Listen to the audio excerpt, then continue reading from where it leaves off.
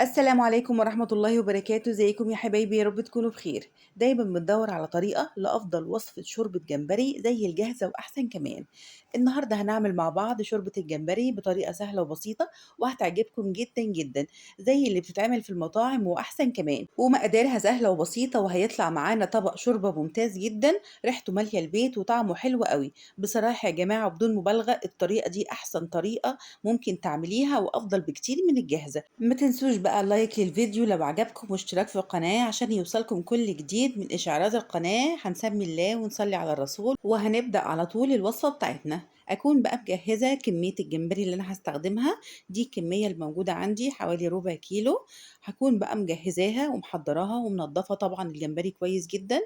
هكون قص الشنبات وقص أي جزء زيادة أنا مش حباه، وهطلع بقى الجزء اللي فيه سلسلة الرمل اللي في الظهر، واكون محضره واحده من خله الاسنان زي ما احنا شايفين كده، وهدخلها ما بين الفقرات واسحب على طول الجزء اللي فيه سلسله الرمل زي ما احنا شايفين، وبيكون في الغالب يا اما شفاف يا اما احمر يا اما اسمر كده غامق، وهسحب بالراحه. لو ما خرجش معايا من اول فقره هدخل خلة الأسنان في الفقرة التانية وهيتسحب معايا وهيخرج بكل سهولة، وأبدأ بقى أعمل كده في الكمية اللي معايا كلها لحد ما أخلصها. ولو انت كمان عايزة تشيلي الرجول ممكن تقصيها بالمقص، وطبعا الشنبات لازم تقصيها عشان هتبقى عاملة شكل مش حلو جوه الشوربة، زي ما احنا شايفين بالشكل ده كده لحد ما اخلص كل الكمية اللي معايا.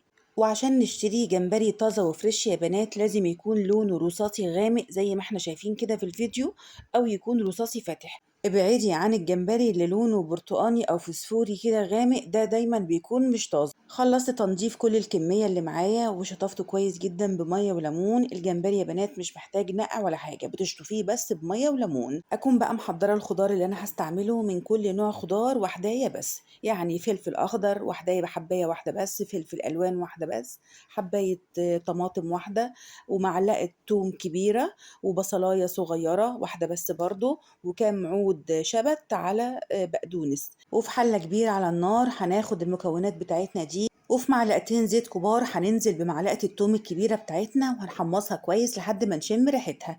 وبعد كده هننزل على طول بمعلقة كمون صغيرة، وبعدها معلقة كزبرة صغيرة برضو، مش اكتر من كده يا بنات. انتوا عارفين ان الجمبري بيتعمل عشان يبان طعمه ما نحطلوش توابل كتير. وبعد كده هننزل بالبصلايه الصغيره بتاعتنا المتقطعه مكعبات صغيره بالطريقه دي كده، وهنشوحها مع التوم لحد ما نحس ان البصله خلاص بقت دبلانه.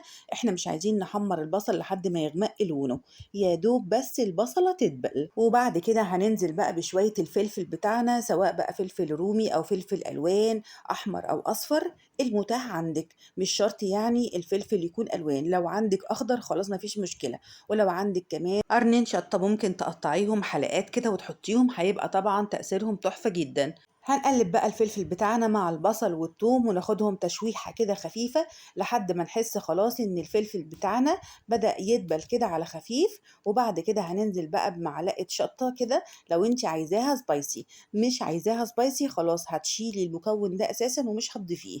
هنقلب بقى تقليبة كده خفيفة، وبعدين هننزل بقى بشوية الطماطم بتاعتنا المتقطعة برضو مكعبات صغيرة. واحنا عارفين ان احنا ضفنا الطماطم اخر حاجة عشان الطماطم بتستوي بسرعة جدا.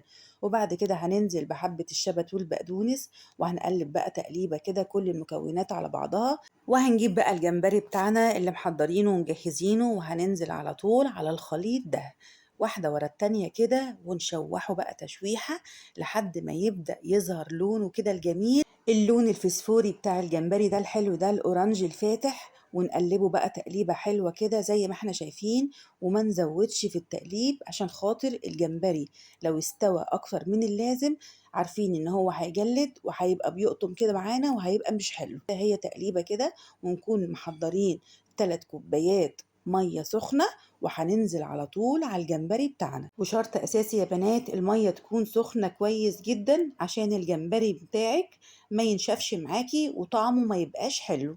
نزلنا بقى بالمية المغلية زي ما احنا شايفين كده، وأول ما حطينا المية المغلية على طول بدأت الشوربة تغلي بالطريقة دي كده، لأن الجمبري سخن والمية المغلية سخنة، فما خدتش وقت أبدا في الغليان. وبعد كده هننزل بقى بالملح بتاعنا على حسب الرغبة، شوفي انت بتملحي الشوربة بتاعتك ازاي، وحطي الملح على حسب ما بتحبي الملح كتير او قليل على حسب ما انت عايزة. وزي ما احنا شايفين هنقلب تقليبتين اتنين ونسيبها بقى تغلي لمدة 3 4 دقايق مش اكتر، لحد ما نتأكد بس ان خلاص الجمبري استوى. وبعد كده هنطفي النار. شايفين الشوربة ما شاء الله لونها رائع جدا تحفة. الخضار مع الجمبري مع اللون الفسفوري بتاع شوربة الجمبري حقيقي عامل شكل تحفة، ولا ريحته اللي مالية المطبخ حقيقي جنان، وهتوصل معاكي لحد آخر الشارع. ما شاء الله الجمبري مستوي وجميل جدا، وكل حاجة مظبوطة فيه، سواء بقى الطعم أو درجة السوى أو التمليحة بتاعته والتوابل اللي حطيناها. حقيقي مفيش ظابطة لشوربة الجمبري أكتر من كده. في الخطوة دي يا بنات لو مش عايزة الخضار باين كده في الشوربة، هتطلعي الجمبري من الشوربة خالص، وهتاخدي الشوربة بالهاند بلندر لفتين اتنين لحد الخضار كله ما يختفي، وتبقى الشوربة ناعمة وجميلة من غير أي إضافات ولا كريمة ولا لبن ولا أي حاجة. هنحضر بقى مع بعض الطبق اللي هنقدم فيه شوربة الجمبري بتاعتنا، واحنا عارفين شوربة الجمبري يعني ليمون. الشوربة دايما أي شوربة أسماك لازم معاها الليمون. ولو عايزة تقدميه مع رز أبيض أو رز ببصل على حسب رغبتك وعلى حسب اللي انت عايزاه. شايفين ما شاء الله الشوربة طالعة منظرها تحفة جدا، ده غير كمان طعمها المظبوط وطعم الجمبرياية اللي مش هتلاقي ظابطة فيه أكتر من كده. ظبطنا الشوربة بالتوابل البسيطة بتاعتنا يا دوبك بالكمون والكزبرة الناشفة.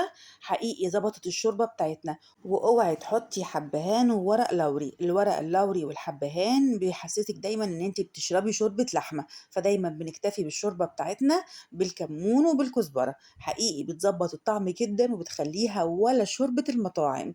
ولما تعمليها بالطريقة دي هتحسي فعلا ان ولادك هيحسوا ان انت جايباها من بره، وبكده انت وفرتي على نفسك مبلغ كبير جدا لو جبتي طبق الشوربة ده من بره. وطبعا يا بنات غير الفايدة العالية الموجودة جوه الجمبري سواء كان في الفسفور أو الكالسيوم اللي بنسبة عالية جدا، ولازم على الأقل مرة كل أسبوع وجبة أسماك عشان الأطفال وجسمهم وتكوينهم. وبكده نكون خلصنا الوصفة النهاردة، وصفة شوربة الجمبري اللي حقيقي هتطلع بالطريقة دي أحلى بكتير من شوربة المطاعم، وأوفر طبعا ما تشتريها من بره. ولو في أي حد من الإسكندرانية أو السويسة بيحط إضافة تانية غير اللي أنا حطيتها في الطريقة، ياريت يكتب لي في الكومنتات. أتمنى الوصفة تكون عجبتكم، وأتمنى إن انتوا تنفذوها وتطبقوها، وأتمنى اللي عجبته الوصفة ينزل على طول يعمل اشتراك في القناة ولايك للفيديو، عشان اللايك للفيديو ده بيرفع الفيديو عشان خاطر يشوفوا أكتر عدد من المتابعين. أتمنى الصحة والسعادة لكل متابعيني وكل اللي بيشوفني في القناة. أتمنى لكم الصحة والسعادة وراحة البال، وما تنسونيش من صالح دعواتكم. والسلام عليكم ورحمة الله وبركاته.